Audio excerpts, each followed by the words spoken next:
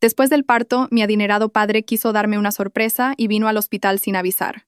Pero en cuanto vio la modesta ropa y los enseres que había preparado para el bebé, me preguntó directamente: «Hija, ¿no te llegaba con los 4.000 euros que te enviaba cada mes?» Me quedé tan sorprendida que no supe qué decir. Pensé que mi padre estaba bromeando. Le respondí: «Padre, yo me las he arreglado con mis ahorros y mi trabajo como autónoma». Mi respuesta lo dejó en shock. Su rostro se enrojeció, y justo en ese momento, mi marido y mi suegra entraron en la habitación. Jamás habría imaginado lo que estaba a punto de suceder. El olor a desinfectante y el aire viciado fueron las primeras sensaciones que recibieron a Lucía al despertar. Abrió los ojos lentamente. La habitación le resultaba extraña, pero al mismo tiempo le transmitía una sensación de alivio. El dolor en todo su cuerpo, especialmente en el bajo vientre, seguía siendo agudo. Sin embargo, ese sufrimiento fue reemplazado por una inmensa paz cuando giró la cabeza hacia un lado. Dentro de una sencilla cuna de plástico transparente yacía una pequeña criatura, todavía sonrosada y arrugada. Su hijo. Las lágrimas de emoción volvieron a brotar. Acarició su pequeña mejilla con la yema del dedo índice.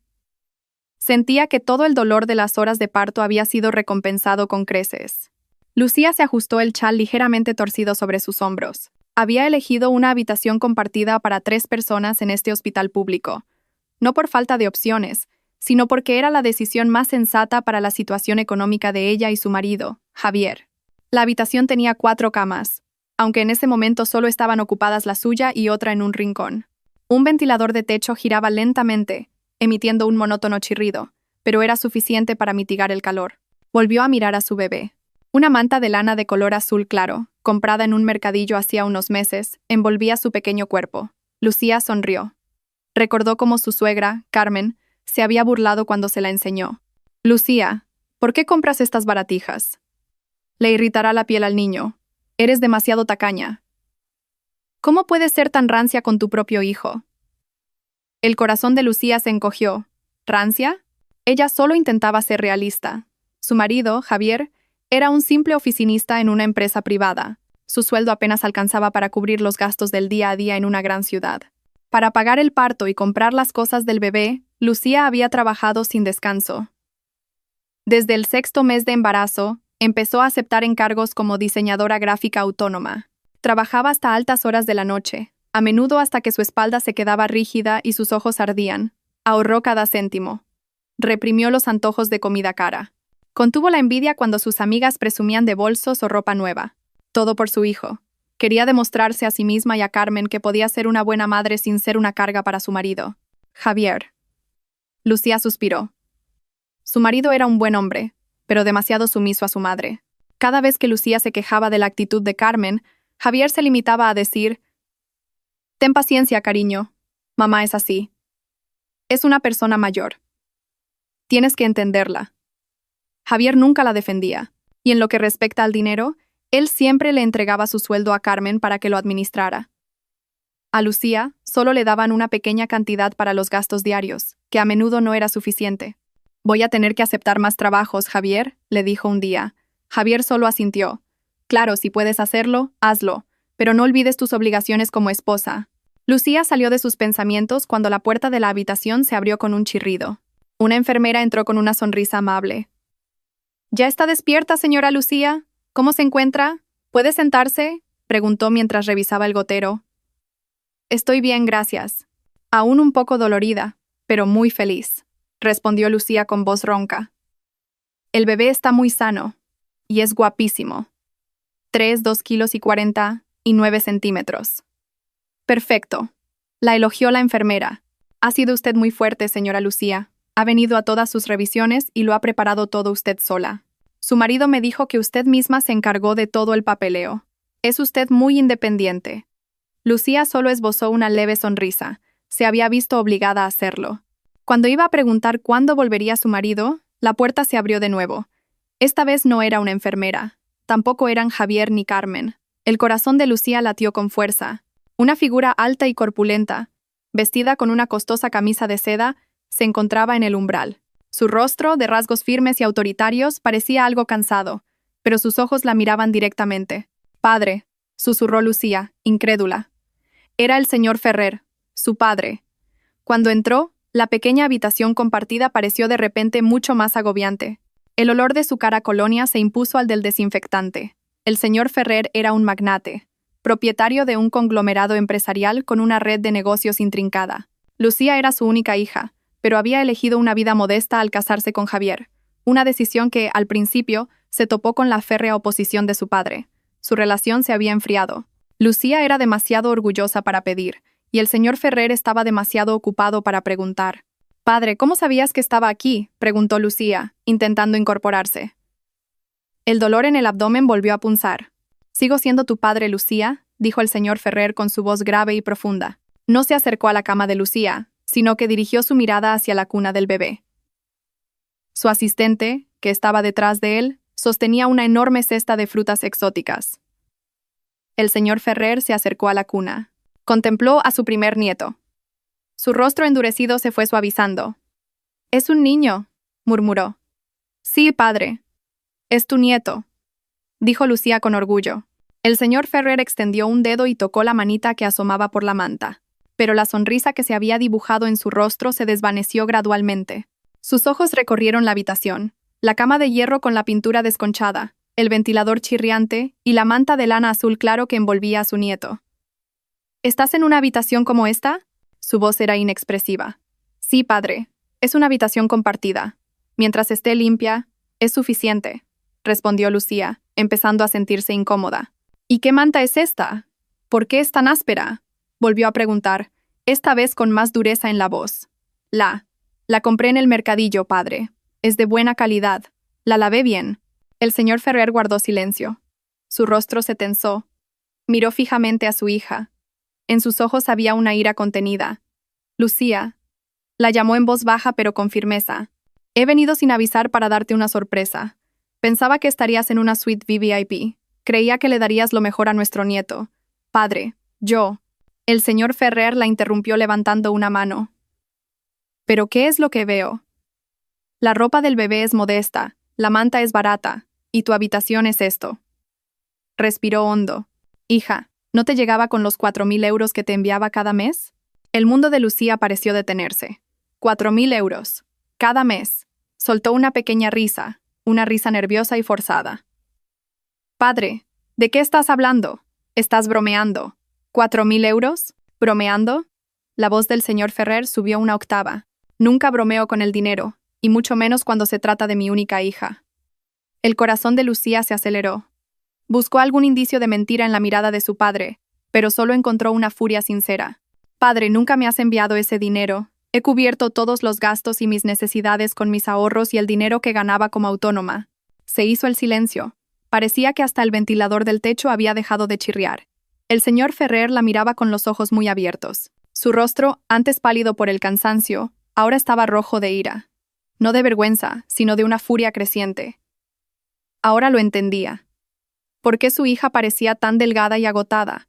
¿Por qué su nieto estaba envuelto en una manta barata? «Trabajo de autónoma», gruñó el señor Ferrer. «Tus ahorros». Justo en ese momento, la puerta de la habitación se abrió de nuevo. La risa estridente de Carmen se escuchó antes incluso de que entrara. «Ja, ja, ja. Ay, Javier, ¿qué cosas tienes? Luego me compras otro bolso de diseño, ¿eh? Con que combine el color me vale». Javier y Carmen entraron en la habitación. Sus risas se cortaron en seco. Sus manos estaban cargadas con bolsas de boutiques de lujo. Los ojos de Carmen, que hasta hace un segundo brillaban, ahora estaban petrificados por la visión del señor Ferrer, que se erguía como un dios de la ira junto a la cama de Lucía. El silencio que se produjo fue ensordecedor. La alegre risa de Carmen, que se había oído desde el pasillo, aún resonaba en sus oídos, en marcado contraste con la gélida atmósfera de la habitación. Carmen se quedó rígida en el umbral, sus manos aferrando con fuerza varias bolsas de papel con los logotipos de marcas famosas.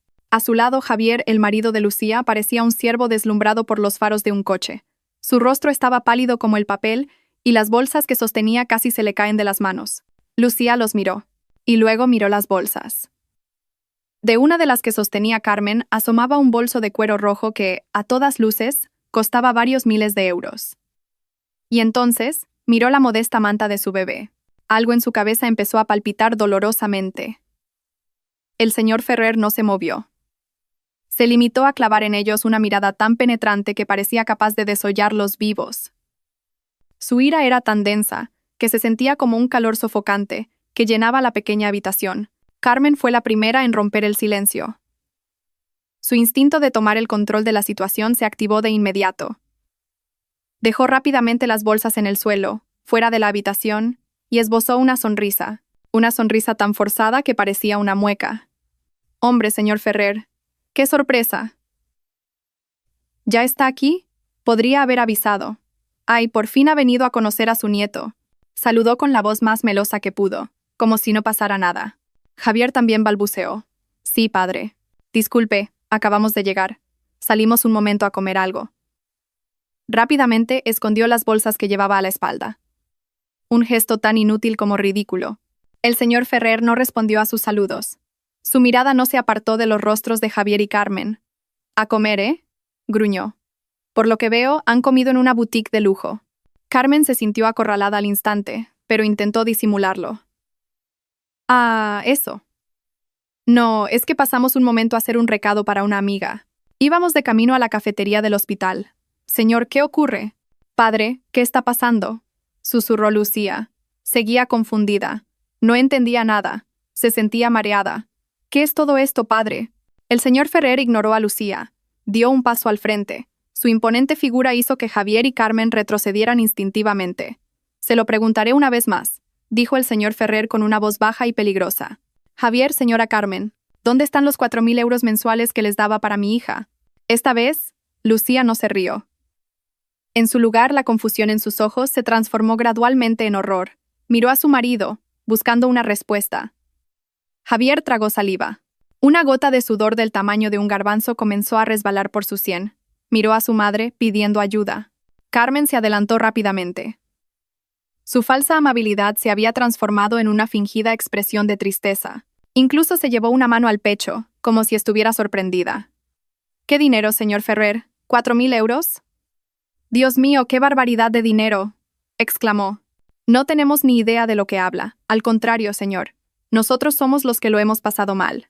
«¿Mal?», repitió el señor Ferrer. «Sí, señor», exclamó Carmen. Ahora su tono se había vuelto acusador. «Es que esta Lucía es una derrochadora. Usted no conoce la verdadera cara de su hija. Desde que se casó con mi Javier, no sabe el dineral que gasta. El dinero que le da Javier nunca es suficiente. Siempre está pidiendo cosas. Dice que son antojos del embarazo, pero qué casualidad que todos sus antojos son carísimos». Lucía sintió que le faltaba el aire. «Suegra, ¿cuándo le he pedido yo algo caro?», protestó.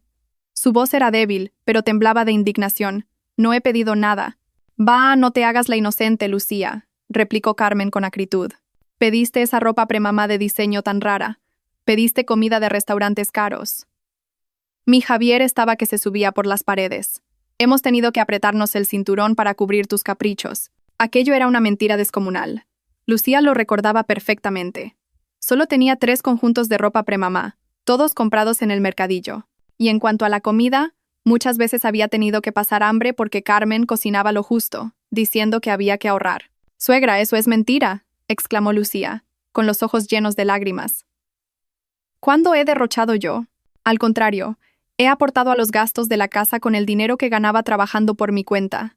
Todas estas cosas del bebé las he comprado yo con mi dinero. Usted incluso me llamó tacaña por comprar una manta barata. ¿Ves? Ahí está. ¿Hacías trabajos por tu cuenta? ¿A que sí? Seguro que te fundías ese dinero en tus caprichos. Y sin darle un céntimo a tu marido», contraatacó Carmen, sintiéndose en una posición de superioridad al ver a Lucía llorar. «¿Lo ve, señor Ferrer?», se le pregunta con educación y se pone a llorar. «Qué llorona. Javier, mira a tu mujer». Javier se limitaba a mantener la cabeza gacha, sin atreverse a mirar ni a Lucía, ni, por supuesto, a su suegro. Lucía negaba con la cabeza con vehemencia. Las lágrimas corrían por sus mejillas. «Padre, no es verdad. Créeme, por favor».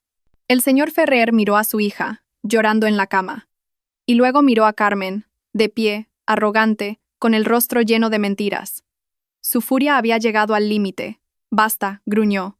Su voz no era alta, pero hizo retumbar la habitación. Carmen se calló al instante. El señor Ferrer centró su atención en Javier. «Javier, no estoy hablando con su madre. Estoy hablando con usted, como marido de mi hija». Javier levantó ligeramente la cabeza, con los labios temblorosos. Sí, padre. Durante 3 años de matrimonio, cada día 1 de mes, he transferido 4.000 euros a su cuenta bancaria. Lo hice a su cuenta a propósito, no a la de Lucía, porque pensé que usted, como cabeza de familia, administraría ese dinero para la felicidad de mi hija.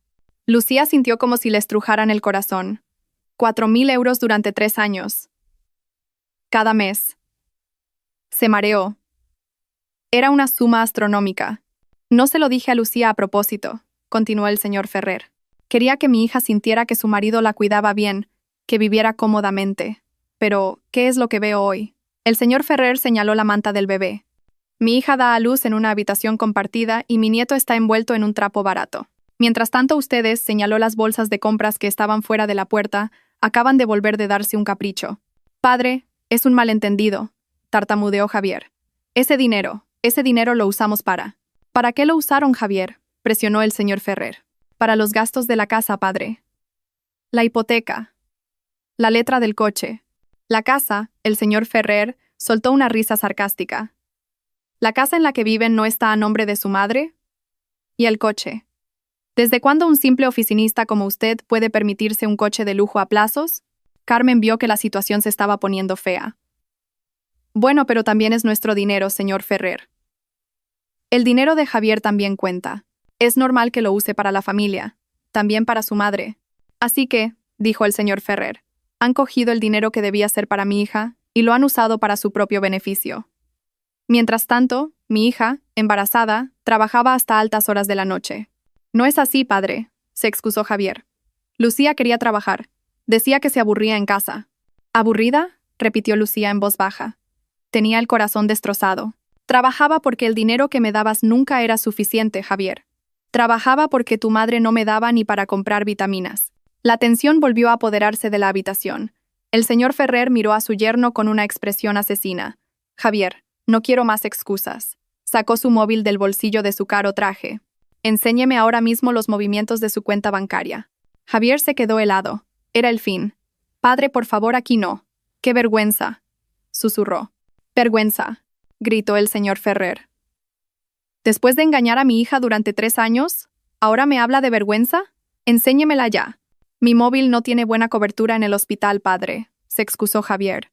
Una mentira patética. Apenas podía sostener el teléfono. ¿Deje de poner excusas? ¿O es que nos quiere restregar su dinero por la cara, señor Ferrer?, gritó Carmen de repente. ¿Cree que por tener dinero puede insultarnos así? Mi Javier también trabaja. Nosotros también tenemos nuestro dinero. No necesitamos el suyo. Si no lo necesitaban, ¿por qué lo usaron?, contraatacó el señor Ferrer. Carmen se quedó sin palabras. Su rostro se enrojeció de ira y humillación. El señor Ferrer no se inmutó. Miró a Javier. Voy a contar hasta 3. 1, 2. Javier temblaba. Miró a su madre y luego a Lucía, que lloraba desconsoladamente en la cama. Estaba entre la espada y la pared. Padre, por favor. No necesito ver su móvil, lo interrumpió el señor Ferrer con frialdad. Marcó un número en su teléfono. Hola. Envíame ahora mismo un extracto completo de todas las transferencias mensuales a la cuenta a nombre de Javier durante los últimos 3 años, y un seguimiento de todos los gastos de esa cuenta. Ahora mismo. El señor Ferrer colgó. Miró a Javier y a Carmen. ¿Me toman por tonto? Siempre he tenido vigilado el flujo de ese dinero. Solo quería oírles admitirlo de su propia boca. Pero han elegido mentir. Javier y Carmen se desplomaron en las duras sillas de la sala de espera. Sabían que el juego había terminado. El silencio en la habitación era denso, más pesado que el aire viciado del hospital. El ventilador del techo seguía chirriando, y el único sonido que Lucía oía era el de su propio corazón, que latía con fuerza contra sus oídos. 144.000 euros. Esa cifra daba vueltas en su cabeza como una peonza. 144.000 euros. 4.000 euros al mes durante 3 años. Lucía miró a su padre, y luego a Javier, con la cabeza gacha, y a Carmen, pálida como la pared. Intentó procesar esa información, conectarla con su vida de los últimos 3 años, 3 años de lucha, de privaciones, de sentirse siempre culpable por no tener suficiente, por ser una carga. De repente, fragmentos de recuerdos surgieron en su mente, ahora teñidos de un significado nuevo y doloroso. Recordó cuando estaba de 4 meses. No era un antojo de lujo. Solo deseaba desesperadamente unos mangos de la Axarquía, un poco más caros pero perfectamente maduros, del supermercado. Se armó de valor y se lo pidió a Javier. Como siempre, él le pasó el recado a Carmen. Y Carmen dijo: ¿para qué comprar algo tan caro? En el mercado los hay a montones. No seas tan caprichosa. Al día siguiente, Carmen trajo mangos, pero eran los que vendían casi podridos a precio de saldo. Cómete esto. Mangos son mangos, le dijo su suegra. Lucía lloró en secreto en el baño mientras se comía aquella fruta ácida y fibrosa, conteniendo las náuseas. Ahora lo sabía. El día que pidió unos mangos de 10 euros, en la cuenta de su marido habían ingresado 4.000. Recordó cuando estaba de 7 meses. Su vientre era enorme y le dolía la espalda terriblemente, pero se obligaba a seguir con sus trabajos de diseño para cumplir los plazos. Se sentaba en la estrecha mesa del comedor frente a su portátil hasta las 3 de la madrugada. El bebé no paraba de dar patadas, como protestando. Javier salió de la habitación, no para consolarla, sino para beber agua. La vio, agotada, con profundas ojeras. ¿Qué le dijo? No te olvides de levantarte mañana por la mañana. Prepara el desayuno a mamá antes de que me vaya a trabajar. Ni un descansa, ni un te ayudo. Javier dejó que su esposa embarazada trabajara hasta la extenuación, mientras en su cuenta bancaria había dinero suficiente para contratar a una docena de asistentes. Recordó sus visitas al ginecólogo. El médico le recetó un complejo vitamínico de alta dosis y calcio. El feto estaba sano, pero la madre sufría de desnutrición. «Señora Lucía, ¿tiene que tomar esto?» Para tener fuerzas para el parto, le dijo el médico. Lucía vio el precio total, 60 euros. Con el dinero que Carmen le racionaba para el día a día, no tenía esa cantidad. Volvió a casa y se lo enseñó a Javier. Una vez más, fue Carmen quien respondió. ¿Tan caras son las vitaminas? Los médicos solo quieren sacar dinero. Yo no tomé ninguna vitamina cuando estaba embarazada de Javier, y mira qué sano salió. Tómate el hierro que dan gratis en el centro de salud. No seas tan débil. Esa noche Lucía lloró. Se sintió como una fracasada, como una mala madre incluso antes de que su hijo naciera. Sentía que no podía darle lo mejor. Al final, contactó discretamente con un cliente y le pidió más trabajo a cambio de un adelanto. Una semana después, compró las vitaminas con el dinero que tanto le había costado ganar, y tuvo que mentirle a Carmen, diciéndole que se las había regalado una amiga. Mientras ella se sentía culpable por gastar dinero en la salud de su propio bebé, ellos, su marido y su suegra, disfrutaban de una vida de lujos. Las lágrimas de Lucía caían en silencio. Ya no eran lágrimas de tristeza, eran lágrimas de rabia, de arrepentimiento, de darse cuenta de lo increíblemente ingenua que había sido. Lucía, cariño. La voz temblorosa de Javier la sacó de sus pensamientos. Intentó cogerle la mano. Lucía la apartó bruscamente. No me toques, gruñó. Ping. El móvil del señor Ferrer sonó. Una notificación. 2. Correos electrónicos y mensajes llegaron en cascada. Su asistente había sido rápido. El señor Ferrer no necesitó abrir su portátil. La amplia pantalla de su móvil le mostró toda la información que necesitaba. Su rostro permanecía tranquilo, pero sus ojos ardían. Javier, dijo el señor Ferrer, el extracto de su cuenta es fascinante. Javier agachó aún más la cabeza. Veamos, continuó el señor Ferrer, su voz serena pero letal.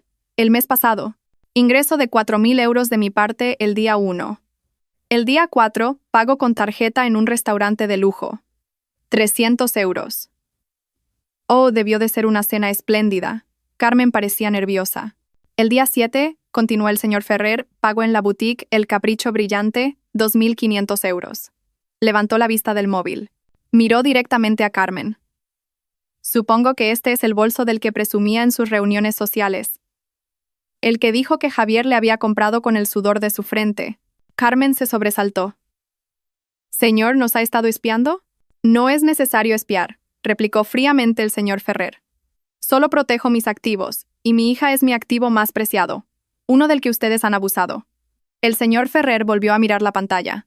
Y hace 3 meses, ingreso de 4.000 euros. La semana siguiente, pago de la entrada para un deportivo, sedán rojo a nombre de Javier. Los ojos de Lucía se abrieron como platos.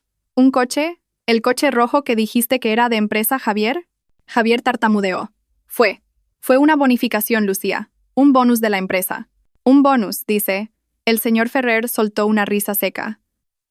Su empresa no da bonificaciones tan generosas, Javier.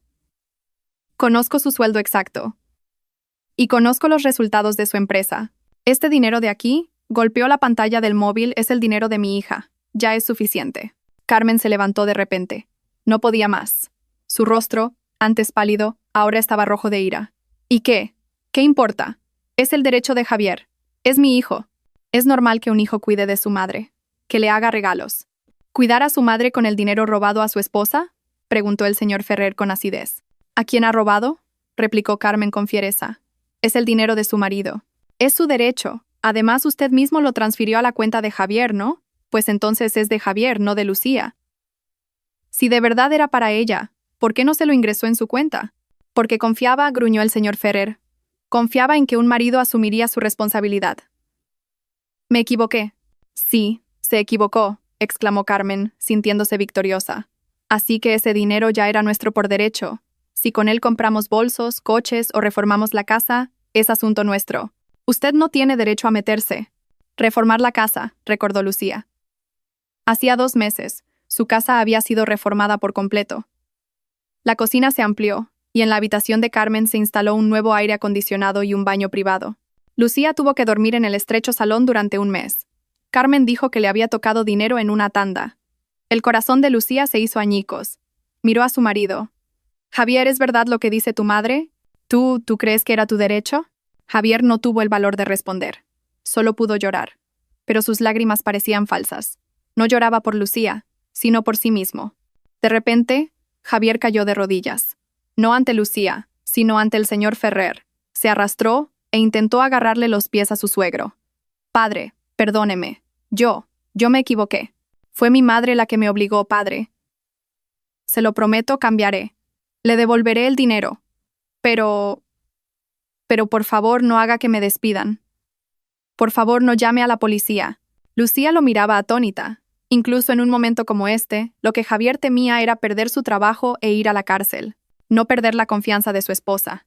No el remordimiento por haberla abandonado a ella y a su hijo. ¡Ping! El móvil del señor Ferrer volvió a sonar. Era un mensaje de texto de su asistente. El señor Ferrer lo leyó. Su rostro se endureció aún más. Miró a Javier arrodillado en el suelo. «Levántese», le ordenó. Javier no se movió. «He dicho que se levante», gritó el señor Ferrer. Javier se levantó de un salto, asustado. El señor Ferrer lo miró. «Mi asistente acaba de enviarme el informe de seguimiento de activos. Han sido más astutos de lo que pensaba. No solo se han gastado el dinero, sino que lo han usado para comprar bienes a su nombre». Javier y Carmen se quedaron helados. El sedán rojo está totalmente pagado y a nombre de Javier. ¿Y la casa en la que viven? El señor Ferrer miró a Carmen. La hipoteca estaba avalada por el banco, y han utilizado el dinero que les envié para liquidar el préstamo de la reforma. No solo han robado, sino que han blanqueado el dinero. El señor Ferrer se dio la vuelta. Ya no miraba al marido y a la suegra de su hija.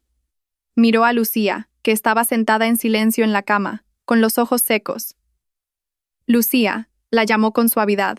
«Te lo preguntaré una vez más.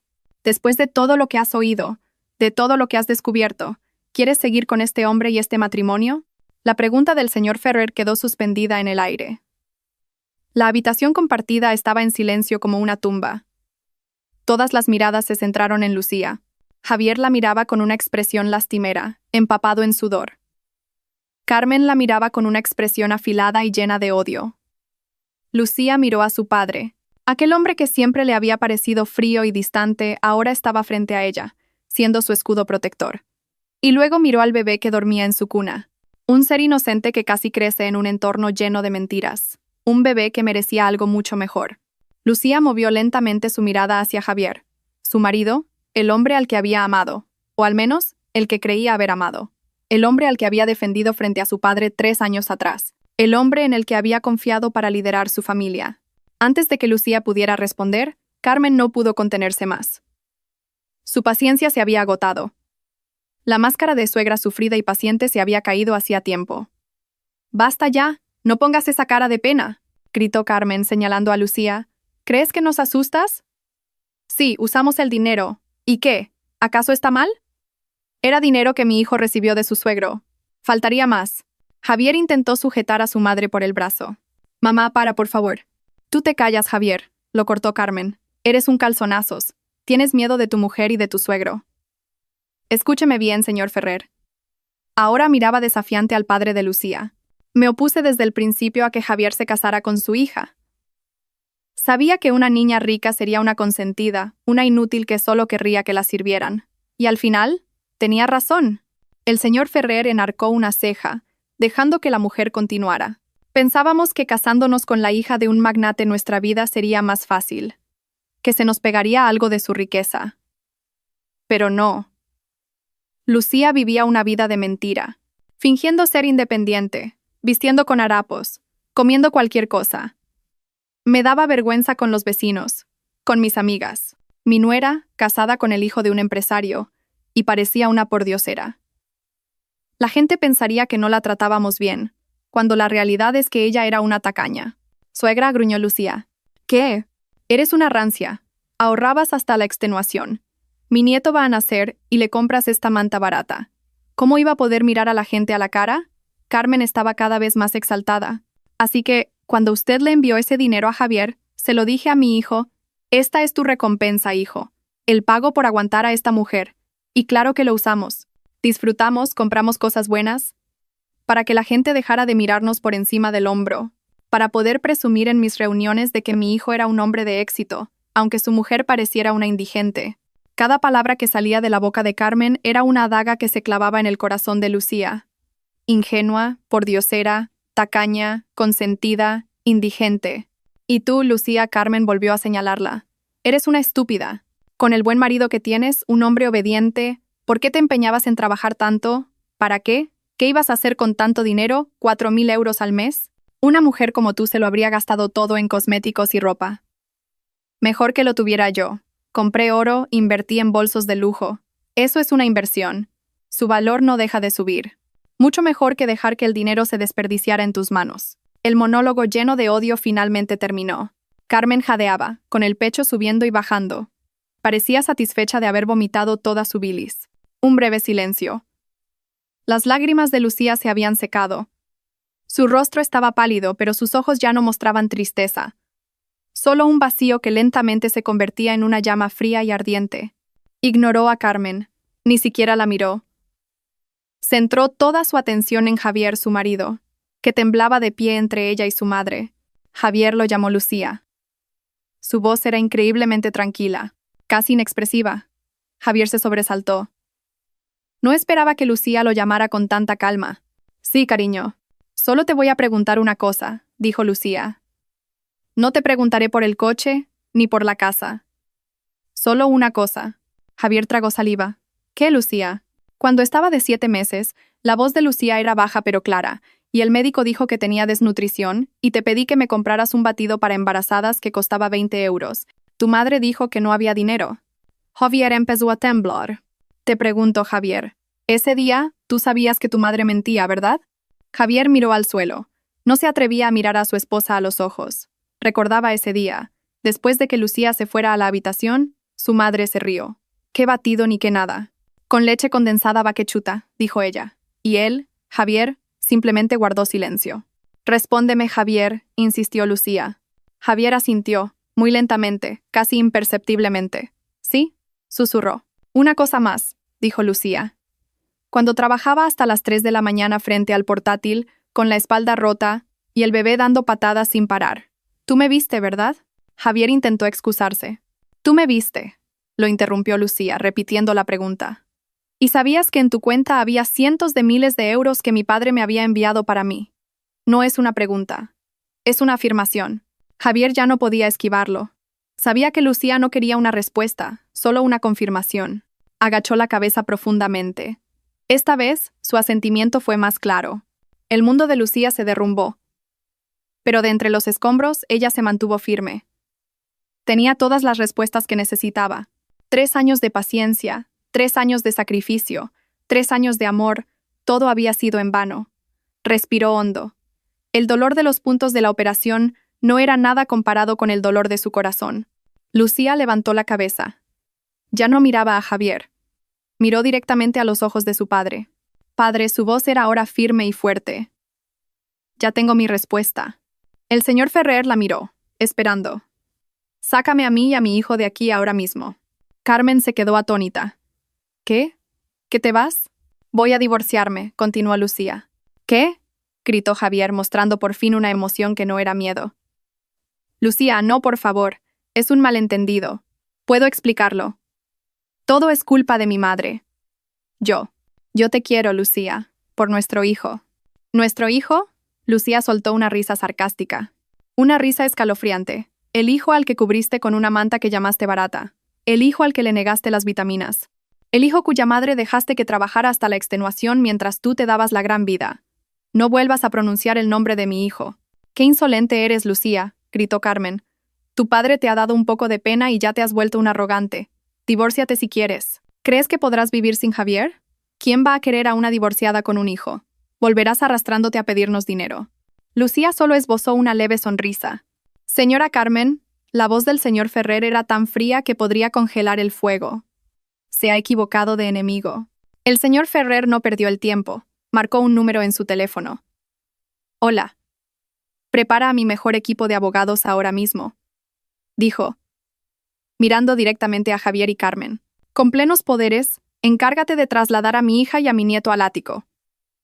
Presenta una demanda de divorcio a nombre de Lucía Ferrer. Exigencias, custodia total, y el señor Ferrer sonrió levemente. Una sonrisa que no llegó a sus ojos. Una reclamación por daños y perjuicios materiales y morales. Reclama los 144.000 euros más intereses. Embarga todos los bienes a nombre de Javier y Carmen que fueran adquiridos con ese dinero. Quiero que se queden sin nada ahora mismo. La habitación compartida parecía encogerse. El aire, antes viciado, ahora se sentía pesado, cargado de veneno. Las órdenes que el señor Ferrer había dado por teléfono eran concisas, claras e implacables. El eco de sus palabras aún resonaba en los oídos de Javier y Carmen. ¿Qué? Carmen fue la primera en encontrar su voz, aunque sonó ronca. ¿Embargar bienes? ¿La policía? Señor Ferrer, usted no puede estar hablando en serio. Esto es un asunto de familia. Javier, por su parte, parecía como si le hubieran arrancado el alma. Sus rodillas flaquearon. Padre, no haga eso, por favor, gimió, intentando apelar a su compasión de nuevo. Yo trabajaré, padre. Se lo devolveré. Me divorciaré. Quiero decir, no me mande a la cárcel, padre. Por favor. El señor Ferrer no respondió. Guardó el teléfono en el bolsillo de su traje.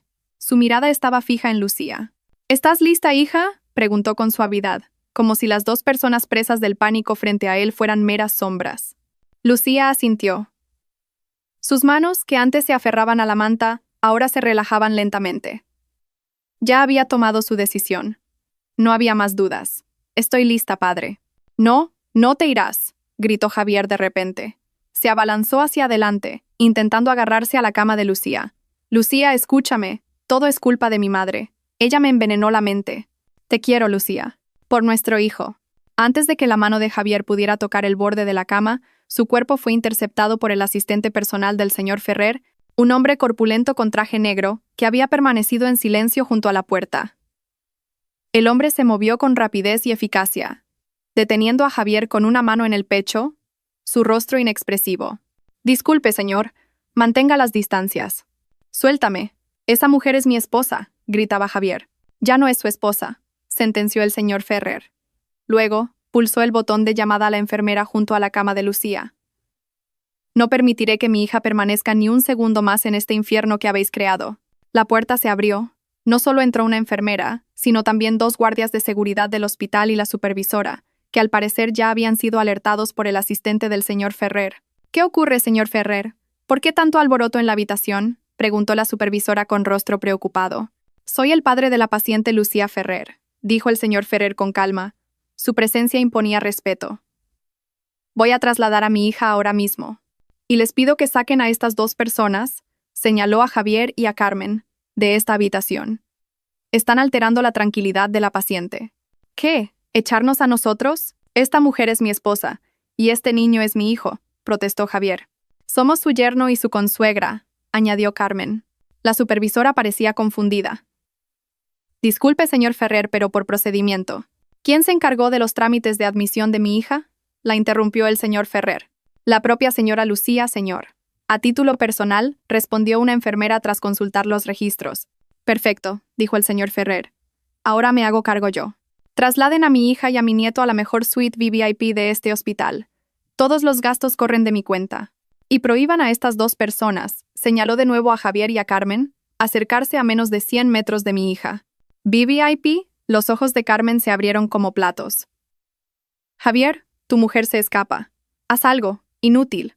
Pero Javier no podía hacer nada. 2 guardias de seguridad ya lo flanqueaban. En ese momento, otros 3 hombres entraron en la habitación. No llevaban uniforme del hospital. Llevaban trajes impecables, mucho más caros que el que Javier había llevado en su boda. Portaban maletines de cuero. «Buenas tardes, señor Ferrer», dijo el hombre del centro. «Somos su equipo de representación legal». Javier y Carmen se quedaron helados. Esto era real. No era un farol. El abogado ignoró a la pareja. Se dirigió directamente al señor Ferrer. «Toda la documentación está lista, señor. El poder notarial, el borrador de la demanda de divorcio y el informe inicial para la policía». Luego, el abogado se giró hacia Javier y Carmen. Su rostro era amable, pero sus ojos eran fríos como el hielo. «Buenas tardes, señor Javier, señora Carmen. Represento a nuestro cliente, el señor Ferrer, y a la que pronto será nuestra clienta, la señora Lucía». Yo no quiero divorciarme», dijo Javier, presa del pánico. «Esa elección ya no está en sus manos, señor Javier», respondió el abogado con calma. «Actualmente tienen 2 opciones. Les recomiendo que escuchen con atención». Mientras el abogado hablaba, el personal del hospital se movía con rapidez. Una silla de ruedas para Lucía llegó.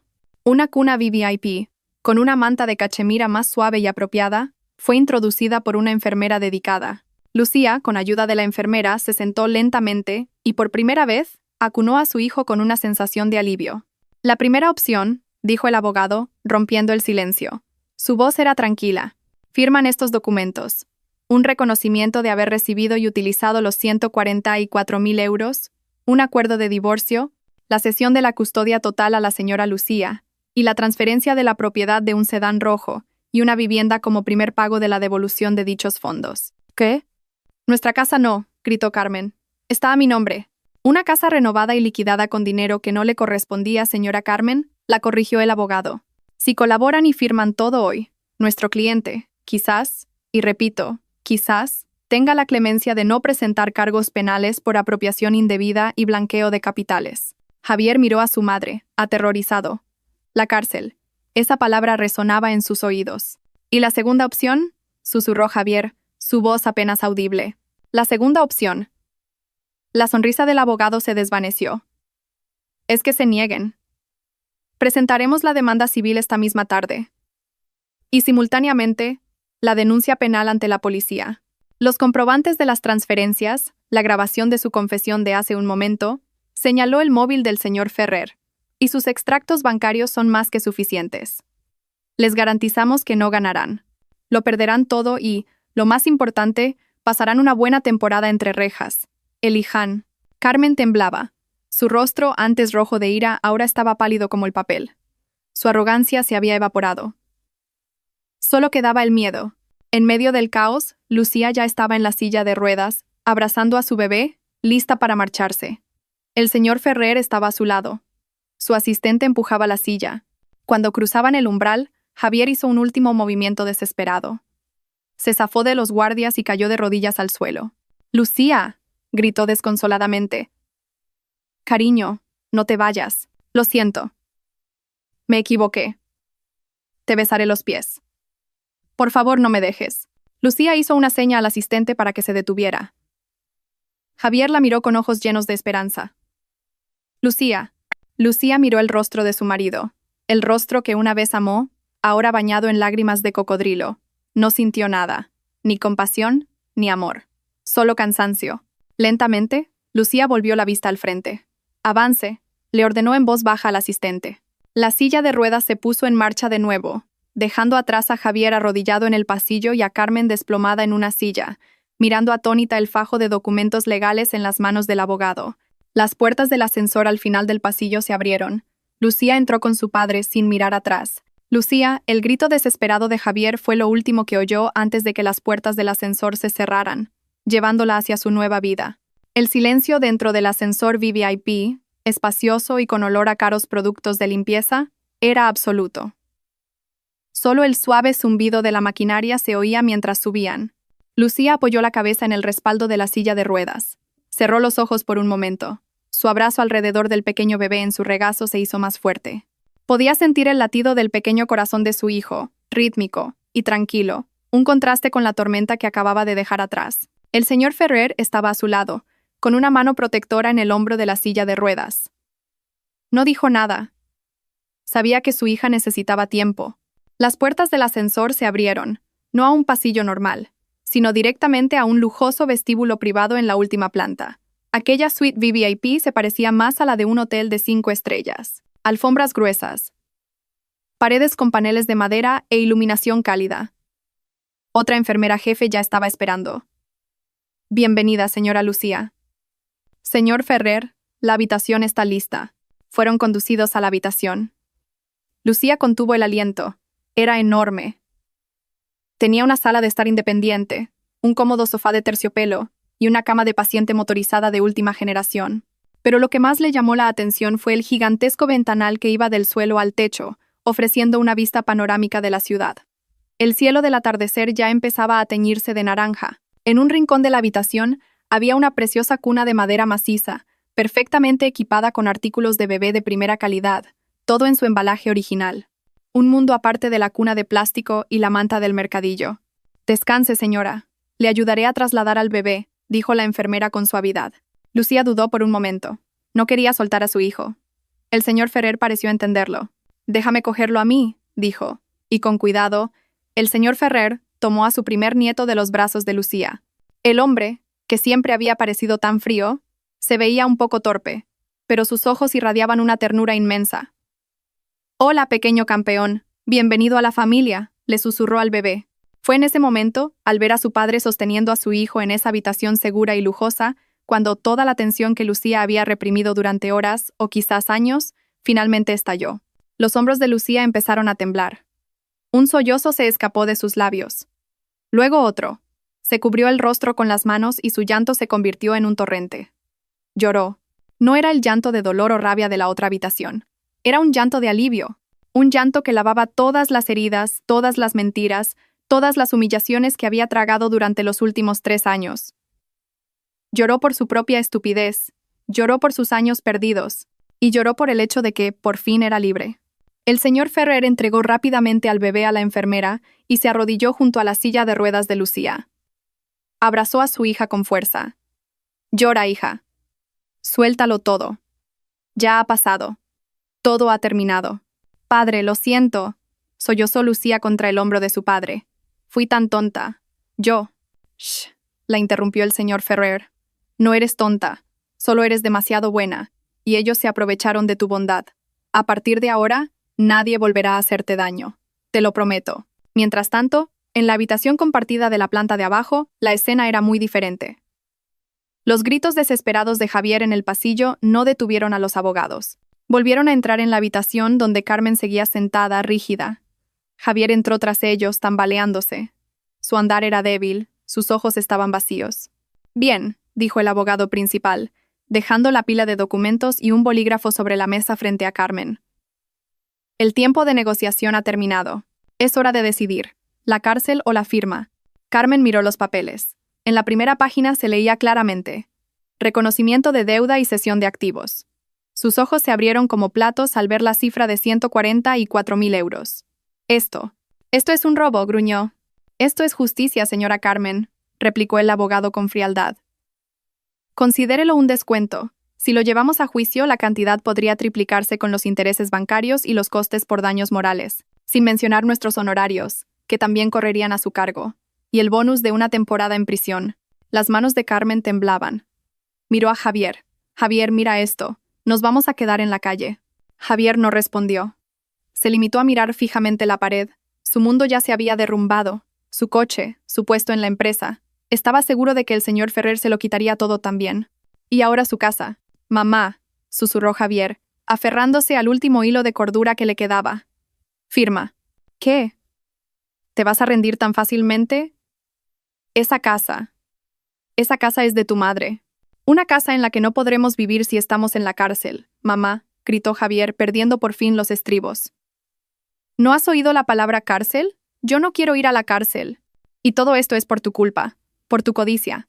Por mi culpa, se levantó Carmen. No me hagas reír. Tú también lo disfrutaste, tú conducías ese coche, te encantaba que te llamaran hombre de éxito. ¿Y ahora me echas la culpa a mí? Hijo desagradecido. Basta. La voz del abogado cortó su pelea. No nos pagan por ver dramas familiares. O firman. O llamo a la policía ahora mismo. Sacó su móvil. Carmen miró el móvil, luego la pila de papeles. Con una mano temblorosa, agarró el bolígrafo. ¿Dónde? Gruñó. El abogado le fue indicando dónde tenía que firmar, en cada una de las pestañas adhesivas. Carmen firmó con tanta rabia que casi rasgó el papel. Cuando terminó, tiró el bolígrafo sobre la mesa. Señor Javier, su turno, dijo el abogado.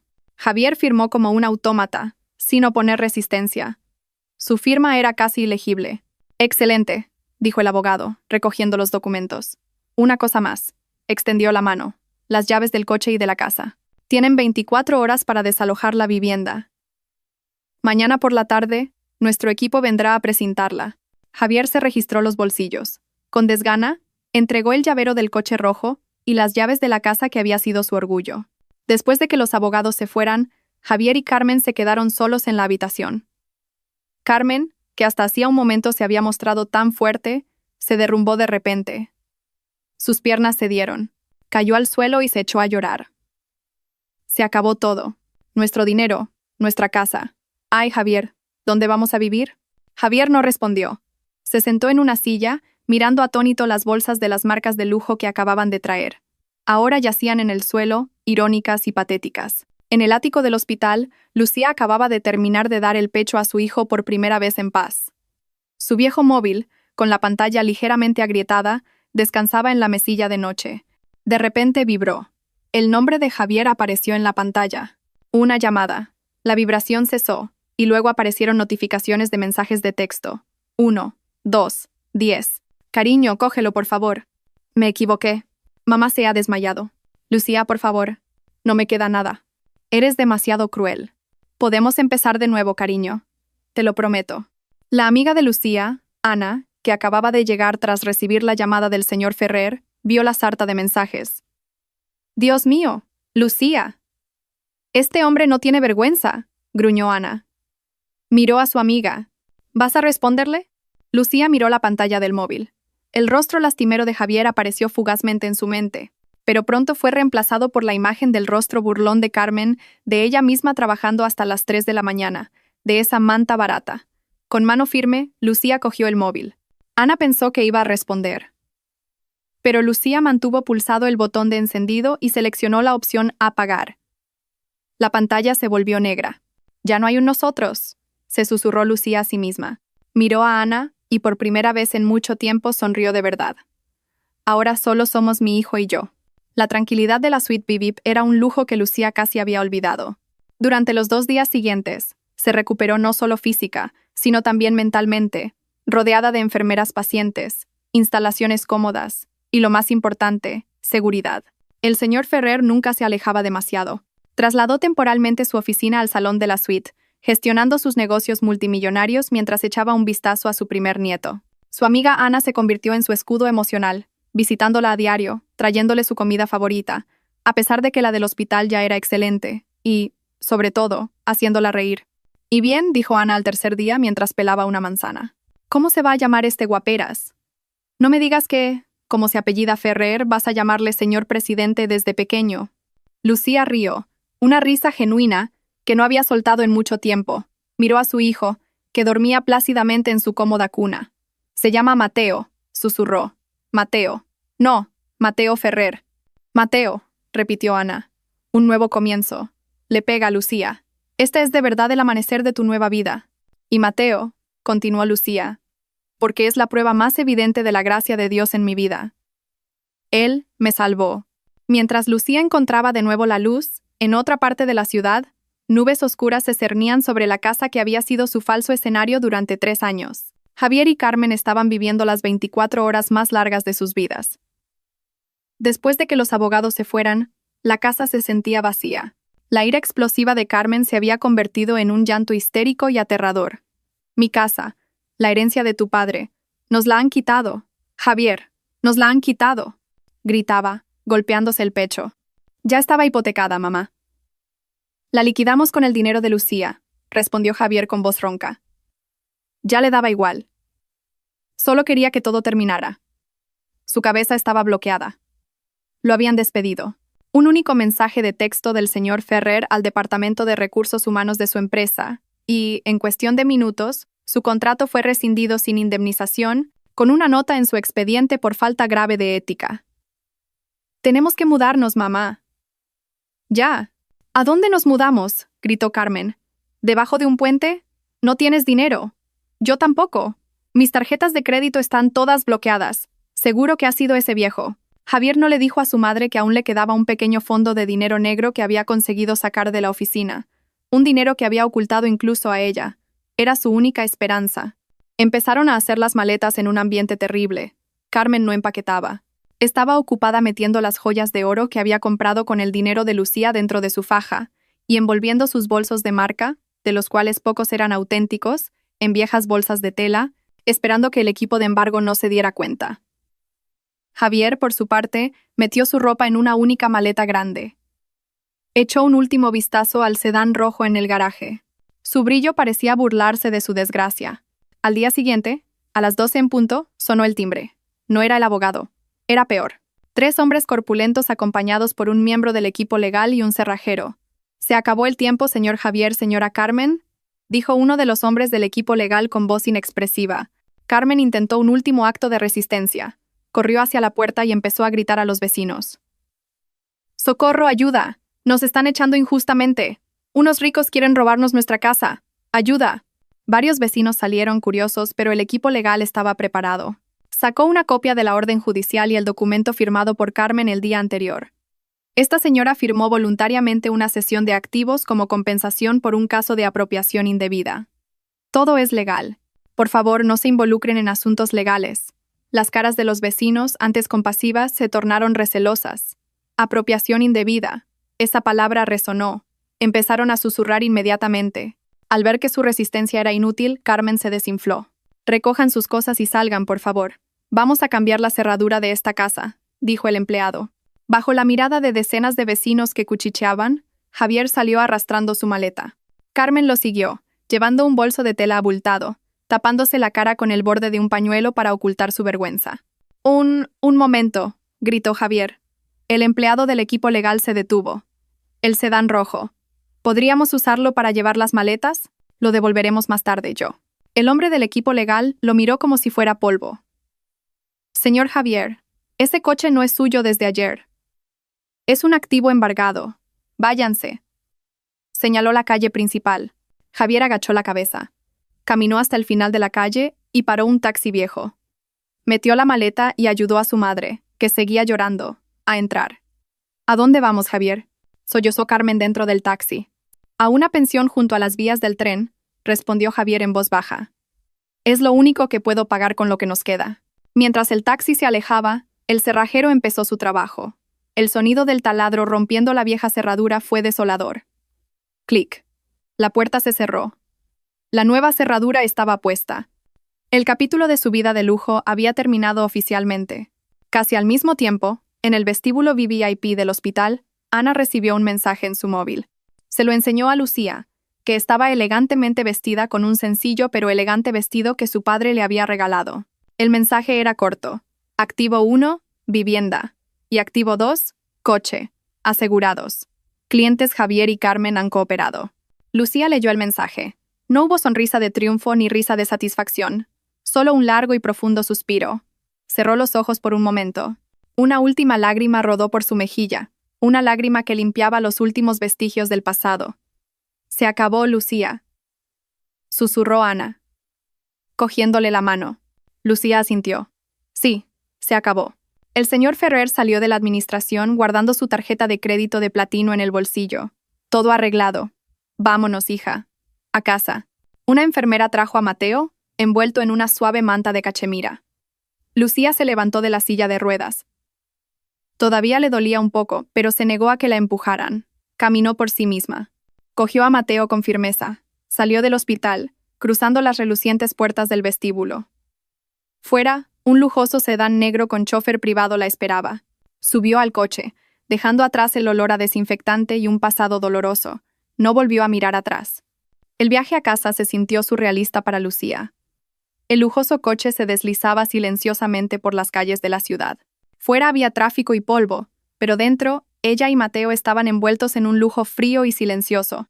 Iba sentada en el asiento trasero con Ana, mientras el señor Ferrer, en el asiento del copiloto, estaba ocupado con llamadas de negocios. Era la primera vez que veía el mundo exterior después de una semana atrapada en el drama, pero no sentía que volviera a casa.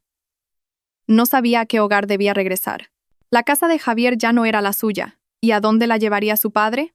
El coche no se dirigió a la lujosa urbanización de su padre que conocía desde niña.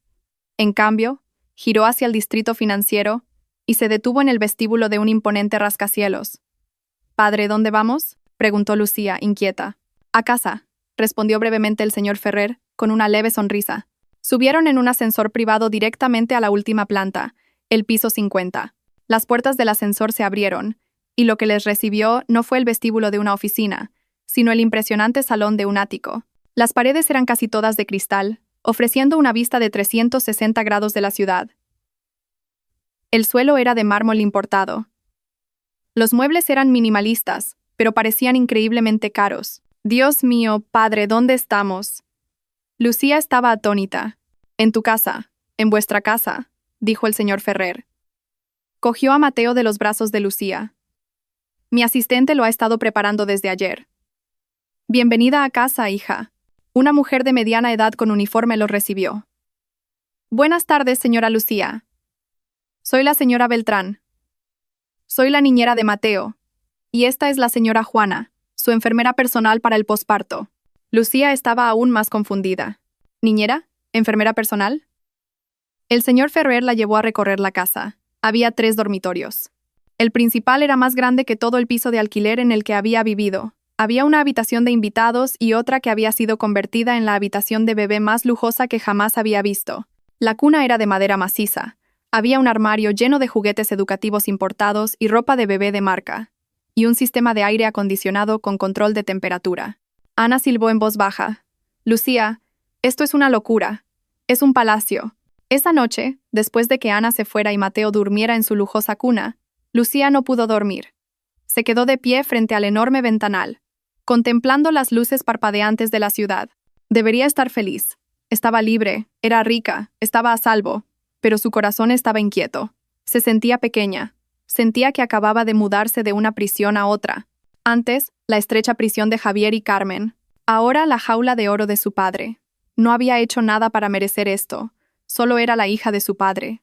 A la mañana siguiente, después de un desayuno preparado por el chef personal de su padre, Lucía fue al despacho de su padre en el ático.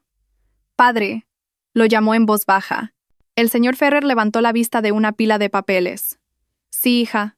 ¿Necesitas algo? ¿No te gusta la comida?». «No, padre». Lucía respiró hondo. «Gracias.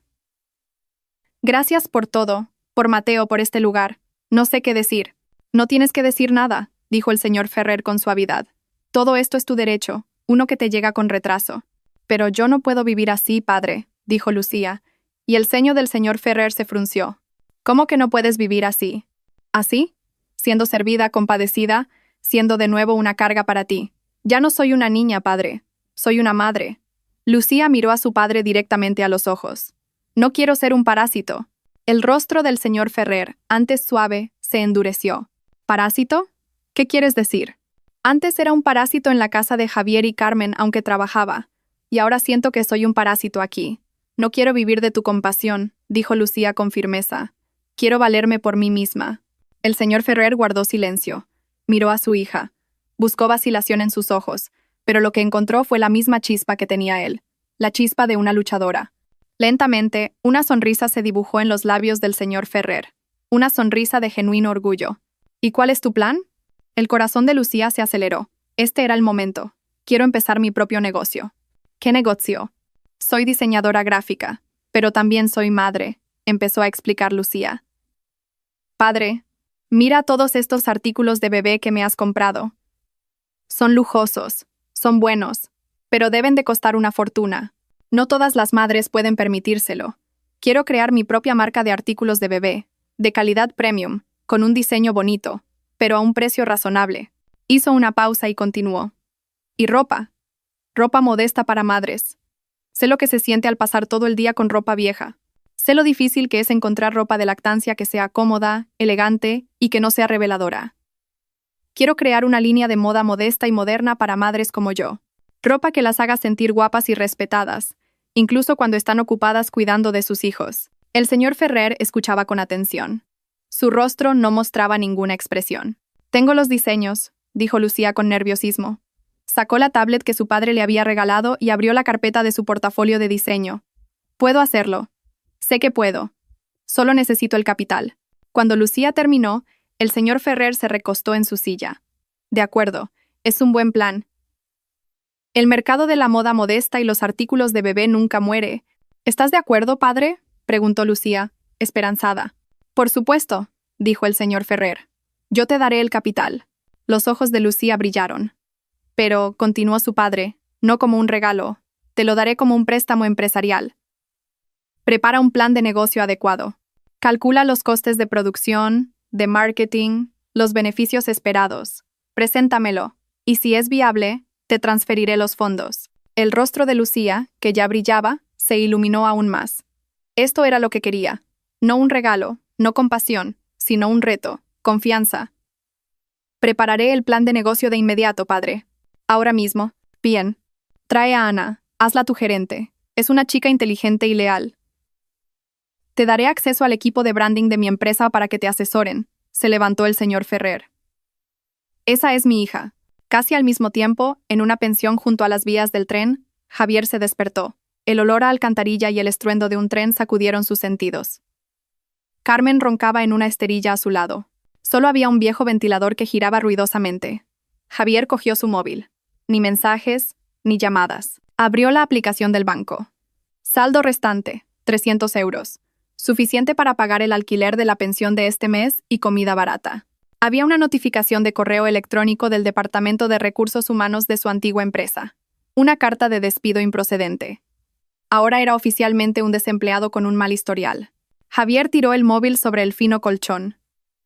Miró fijamente el techo lleno de telarañas. Ya no tenía nada. De vuelta en el ático, Lucía estaba en una videollamada con Ana. «Ana, ¿quieres ser la directora general de nuestra empresa?», gritó Lucía, emocionada. «¿Qué? ¿Directora general? ¿De qué empresa? Acabas de dar a luz, Lucía», rió Ana desde el otro lado. «De nuestra empresa. Lo digo en serio, mi padre nos dará el capital. Vamos a crear nuestra marca». Lucía Aparel. Ana guardó silencio, y luego sonrió de oreja a oreja. «Lista para el puesto, directora». Lucía rió. Colgó y miró a Mateo, que dormía en su lujosa cuna. «Vamos a empezar, hijo», susurró. Ya no era la débil Lucía. Era Lucía Ferrer, madre y futura empresaria. Pasaron 6 meses. Para Lucía fueron 6 meses de niebla, llenos de pañales, reuniones, planes de negocio, noches en vela por Mateo y noches en vela diseñando. Para Javier y Carmen fueron 6 meses de un lento descenso a los infiernos. La pensión que Javier había alquilado con el dinero negro que le quedaba era un cubículo de 3x4 metros junto a las vías del tren. No había aire acondicionado. Una pequeña ventana, al abrirse, dejaba entrar el hedor de una alcantarilla atascada. Las paredes, de fino contrachapado, dejaban oír cada conversación, cada pelea, cada suspiro de la habitación contigua. Cada 30 minutos, día y noche, pasaba un tren, haciendo temblar todo el edificio. La que una vez fue la reina de las reuniones sociales, Carmen, ahora era una sombra de sí misma. Sus joyas de oro, escondidas en su faja, se fueron vendiendo una a una para poder comer. Acostumbrada a ser servida, ahora tenía que usar un baño compartido al final del pasillo y hacer la colada a mano. Ese día, se sentó frente a la puerta de su habitación, junto a la maloliente alcantarilla, y comenzó a frotar la ropa sudada de Javier en un cubo con detergente barato. Sus manos, antes suaves, ahora estaban ásperas y doloridas. El agua jabonosa le picaba, el hedor le revolvía el estómago. Una vecina, la señora del puesto de ensaladas, se detuvo. «¿Haciendo la colada, señora Carmen?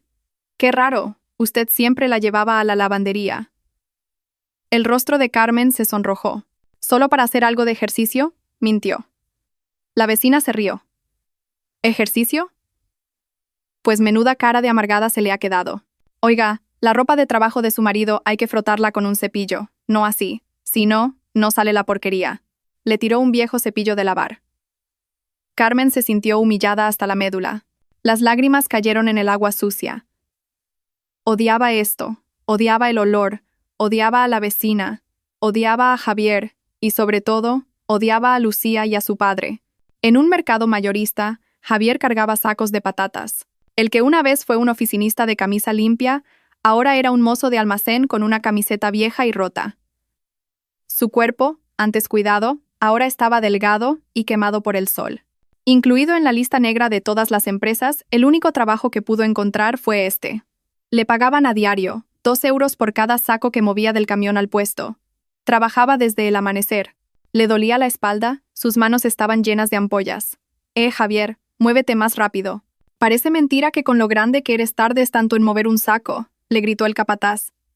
Javier solo podía asentir y apurar el paso.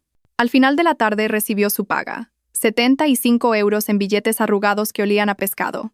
Suficiente para comprar arroz y fideos instantáneos. Antaño, con 75 euros, apenas pagaba 3 horas de aparcamiento en el centro comercial. Caminó a casa para ahorrar el dinero del autobús. Encontró a su madre sentada en la oscuridad. Tenían la luz cortada y solo funcionaba una bombilla de bajo consumo. ¿Cuánto has traído?, preguntó Carmen con voz ronca. Javier tiró los billetes sobre la esterilla. 75 euros. Los ojos de Carmen brillaron con desdén. ¿Solo eso? ¿Qué has estado haciendo todo el día? Con eso no nos llega ni para arroz. Sí que llega, mamá. Si ahorramos. Si dejas de pedirme que te compre suavizante con olor a flores. Estalló Javier, harto. ¿Crees que es fácil ganar dinero? Tengo la espalda rota y las manos destrozadas. ¿Y tú qué haces en casa? Sentarte y quejarte. He hecho la colada, gritó Carmen, y he aguantado las humillaciones de los vecinos. A mí, la señora Carmen, humillada por una vendedora de ensaladas. Y todo por tu culpa. Por mi culpa. Javier soltó una risa amarga. ¿De quién fue la culpa, mamá? ¿Quién fue la codiciosa? ¿Quién dijo, esta es tu recompensa, hijo? ¿Quién decía que Lucía era una tacaña estúpida? Carmen guardó silencio. Tú, le gritó Javier señalándola.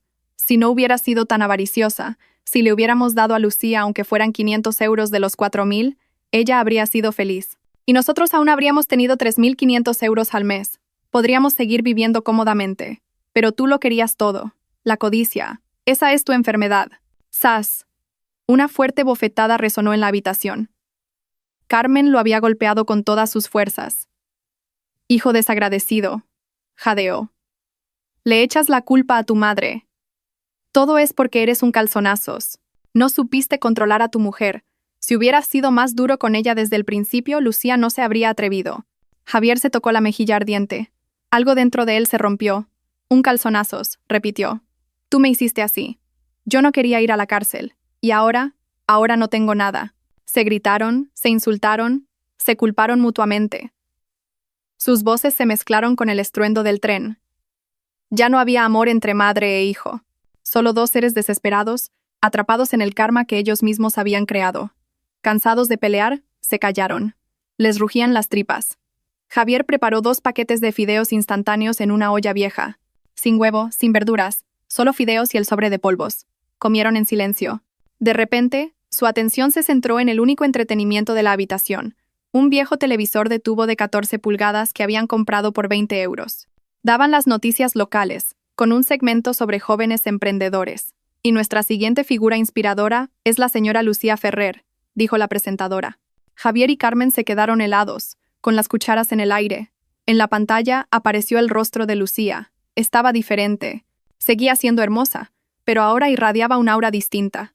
Llevaba una elegante blusa y un pañuelo a juego de un rosa empolvado. Estaba de pie frente a una tienda grande y lujosa, con un gran letrero que decía Lucía Apparel. Sí, gracias. La voz de Lucía sonaba clara y segura en la televisión. Lucía Apparel nació de mi sueño de ofrecer ropa cómoda, elegante y modesta para madres jóvenes. La cámara mostró el interior de la tienda, abarrotada de clientas de la alta sociedad que se peleaban por la ropa y los artículos de bebé de primera calidad. Y para celebrar la apertura de nuestra primera tienda, continuó Lucía, sonriendo a la cámara, donaremos el 10% de los beneficios de este mes a un orfanato. ¡Crash! Carmen había lanzado su cuenco de fideos contra el viejo televisor.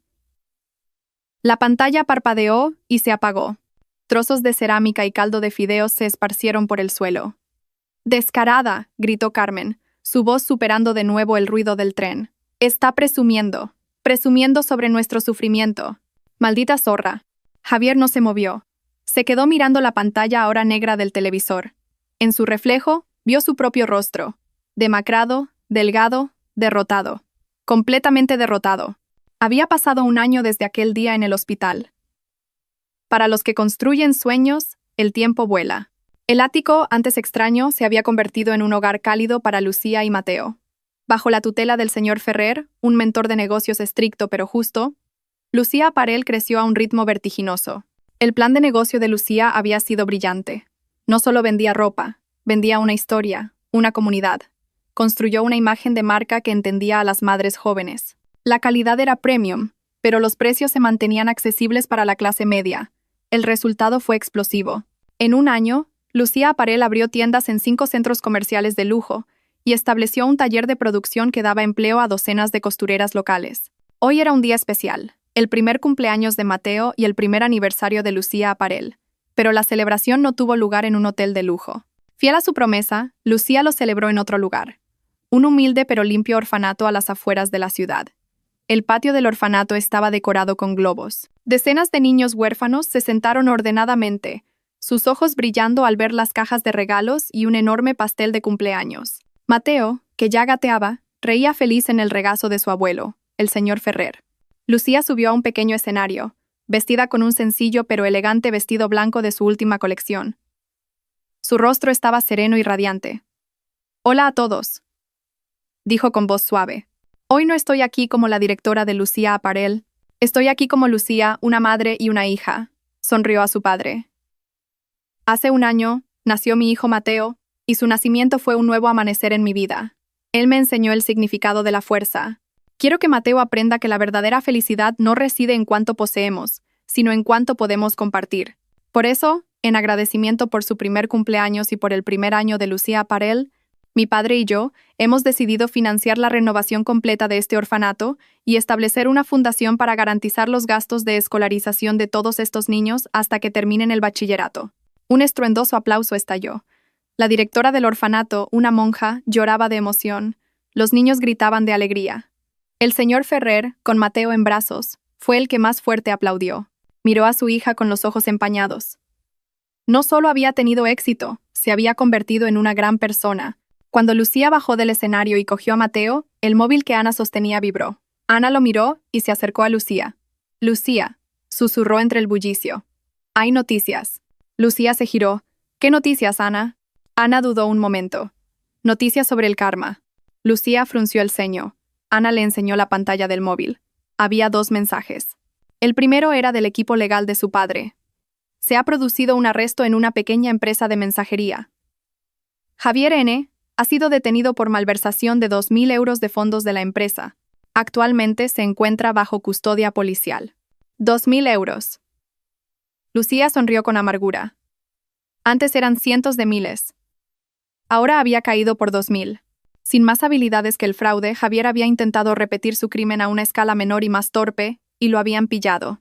Luego, Ana deslizó la pantalla hasta el segundo mensaje, recibido minutos antes del conserje de su antiguo edificio. «Señorita Ana, ha habido un alboroto en la urbanización. Una anciana ha sido sorprendida robando ropa de un tendedero en el bloque C. Cuando la pillaron, se puso a gritar como una histérica. Era la antigua suegra de la señora Lucía, la señora Carmen. Estaba demacrada y irreconocible. La policía se la ha llevado. La reina de las reuniones sociales que presumía de bolsos de lujo, ahora una ladrona de ropa tendida. El karma había llegado de la forma más irónica posible. Con el arresto de Javier, Carmen había perdido su única fuente de ingresos, por miserable que fuera. El hambre había superado a su orgullo. Lucía miró la pantalla del móvil durante un largo rato. «¿Estás bien, Lucía?», preguntó Ana. Lucía respiró hondo. No sintió una explosión de triunfo ni ganas de celebrar. Lo que sintió fue alivio. La liberación de una pesada carga que, sin darse cuenta, había llevado durante mucho tiempo. El capítulo estaba, por fin, cerrado por el destino. Bloqueó la pantalla y le devolvió el móvil a Ana. «Estoy bien», dijo. «Mejor dicho, me siento liberada». Se dio la vuelta. Ya no había sombras del pasado en su mirada. Frente a ella, Mateo reía, extendiendo sus manitas hacia el pastel de cumpleaños. Su padre le sonreía. Vamos, hija. Es hora de soplar las velas, dijo el señor Ferrer. Lucía asintió. Se acercó a su hijo, lo cogió en brazos y le besó la mejilla regordeta. Se situó junto a su padre, rodeada de las risas de los niños del orfanato. «Feliz cumpleaños, mi amor», le susurró a Mateo. Lucía cerró los ojos un instante y rezó una oración de agradecimiento. Luego los abrió, sonrió y, junto con Mateo, sopló la única vela del pastel. La llama se apagó, dejando solo la luz de su nuevo amanecer.